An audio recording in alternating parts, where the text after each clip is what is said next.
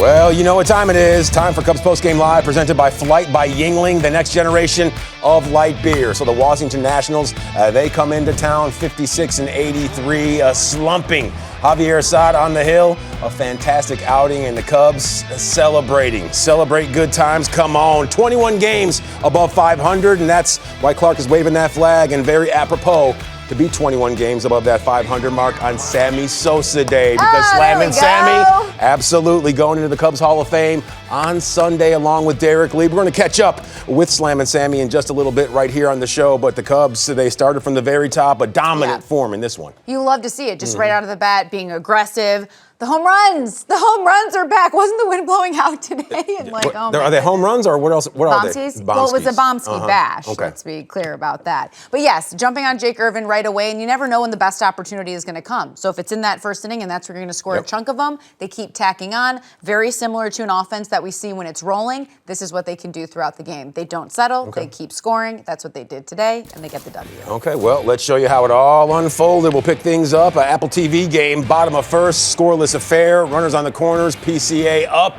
and PCA looking to contribute right there. A sac fly to right field. Happer, he comes on home to score, so in the blink of an eye, the Cubs, they have the advantage. I know more than anything you love this, because you're thinking guy on third, put it in the air, sac fly, make get a the play job on you. done, and get the scoring going, because this is an offense that feeds off of each other. How about Nico Horner? Have a day. Thank you. Nico Horner is like a young Marshawn Lynch with runners in scoring position. Absolute beast mode. The numbers, they clearly pop right off of the page, hitting a robust 364 with ducks on the pond right there. And the Cubs, well, they would continue to roll. It's 2-0 in the blink of an eye. Now a couple of batters later. He's hot. Dansby Stay hot, Swanson Dansby. Locked and loaded. That's what happens when you're on a bobblehead right here at Wrigley Field with your better half, Elise. Yeah, I mean, that definitely is part of it, right? It's got to be.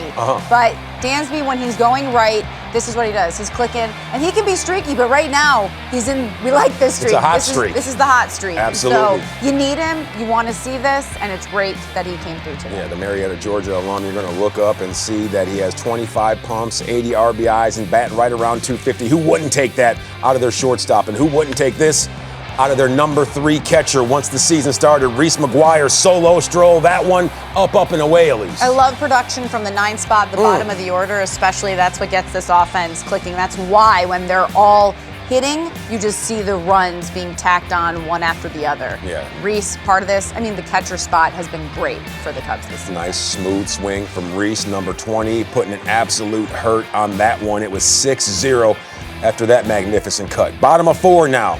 Nats trying to chip away. It's 6-2, but bases junked with sweet stick. Mr. Willie Castro at the dish. This one is what you want to see. Middle away, taking that exactly where it was thrown. A ground rule double, a pair would score, and it's a 6-run lead. It's 8-2 Cubs, Elise. Yeah, I love this from Castro because he can have power on that left side. He can pull it, but going the opposite way, doing your job, you got guys on, knock him in. Yeah, you like all the red appointments that he had, the red batting gloves, the red elbow love his sleeve. swag. Yeah, really he does have a lot of style, flash, and pizzazz. And right here, Javier Assad issues the free pass to Josh Bell. Not what he was looking for. Counsel would say your day is done. So he was solid, 5 1/3, 2 earned, 2 free passes, and 4 strikeouts. That would open the door for Caleb Thielbar. Dalen Lyle, a 2-run 3-sacker out to the big field. C.J. Abrams, Josh Bell, and they both get on their Clydesdales and come onto the house. Lyle would come in and score on a sac fly later in the frame, so they were trying to make this a ball game, Elise. Yeah, and that's why it was so important that the Cubs didn't settle in this game, and they kept, just give your pitchers some insurance. They've been helping you out today. Hitters helping their pitchers out. See the ball, hit the ball. How many stitches are in a baseball? 108 of them, and I think Nico got 109 on that swing. And that is what you call putting the ball in play. I love to see this from Nico, and I know it's because he loves to see it from himself. I'll never forget when I asked him, he was in that home run drought. Do you think about not hitting home runs? Yeah, I do. So anytime he goes deep, it's nice to see. He told me once upon a time during a chalk talk across at Wrigley Field that the thing that's going to separate him from being a really good player from an elite player is his ability to hit the ball out of the ballpark. We saw Nico get on the fun, Happer, Dansby, Reese McGuire, so it was a home run party. Matt, he knows what it's all about.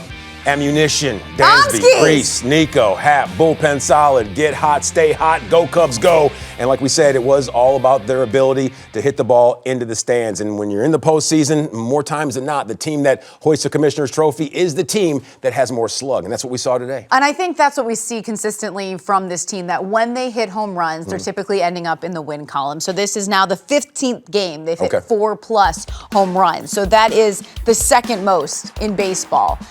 They can get it, too, from guys up and down the lineup, because now, after Hap going deep, they've got 6 guys with 20+. So you like to see that. Fifth straight season with 20+ pumps. He's been awesome. Come on. I just really like the consistency, the steadiness from him, not even just like from the bat and the defensively, but the all-around attitude from him. Just a good veteran on the team. And go ahead. And when you think about D. Lee and Sammy Sosa going to the Cubs Hall of Fame, Ian Happ with the numbers he's totally putting up, appreciated. There's a blue jacket in his future. Yeah, I mean, I feel like he takes pride in that. Like, he appreciates the history of the Cubs, and he wants to make himself a part of it.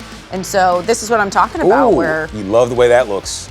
And, we've seen, like, they can score in other ways. At times, they will struggle with that, but this is not one of those days, and they take advantage of, yes, Becky, wind blowing out. I wonder. And how about Sammy Sosa and Derek Lee as well? Absolutely. I mean, let's give them you credit. cannot let them down. They hit it into those seats and maybe into the streets. Sammy Sosa, he stopped by to catch up with Elise and myself as well. Yeah, you were there Sosa, too? Okay. Slamming Sammy. He knows how good the Cubs are with 2+ home runs, 42-12. We'll chat about that and much more. That's next. Don't go anywhere.